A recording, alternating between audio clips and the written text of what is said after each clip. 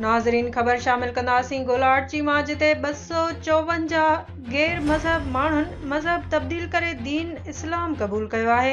वधीक मालूमात लाइ लाइन ते मौजूद आहे गोलाहाट चीमा कास्ट जो नुमाइंदो अब्दुल रज़ाक काज़ी। जी अब्दुल रज़ाक, तफ़सील खां आगाह कंदा। जी बिल्कुल, गोलारची लॻ जमात महमूदिया कादरिया जे मरकज़ ऐं मशहूर इल्मी दरगाह सथियाणी शरीफ़ में हिंदू मज़हब सां ताल्लुक़ रखंदड़ 254 माण्हुनि जमात कादरिया महमूदिया जे रूहानी पेशवा मशहूर आलिम दीन अलहाज हाफ़िज़ गुलामो सोह जे हथ ते कलमो पढ़ी इस्लाम में दाख़िल थिया आहिनि। इन सिलसिले में हज़रत अली करमुल्लाह वजो जी शहादत जे ॾियारे जी निस्बत सां सथियाणी शरीफ़ में हिकु पुरनूर तक़रीब कोठाई वई, जंहिं तक़रीब दौरान इन्हनि गैर मुस्लिमनि इस्लाम क़बूल कयो।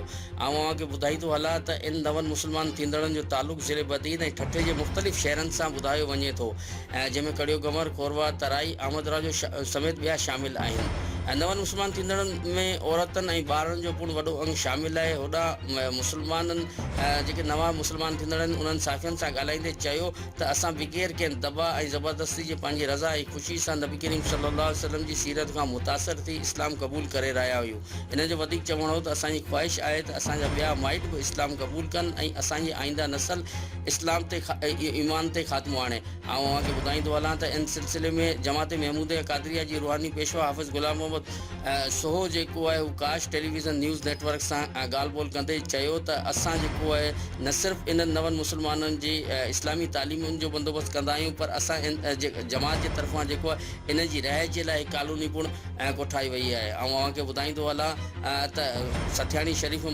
मुनक़िदा तक़रीब में वॾे अंग में माण्हू शरीक थिया, जिन्हनि इन्हनि नवनि मुस्लमान जेके भाइर आहिनि उन्हनि खे मुबारकियूं ॾिनियूं ऐं मिठाइयूं पिणु विरायूं हुयूं। जी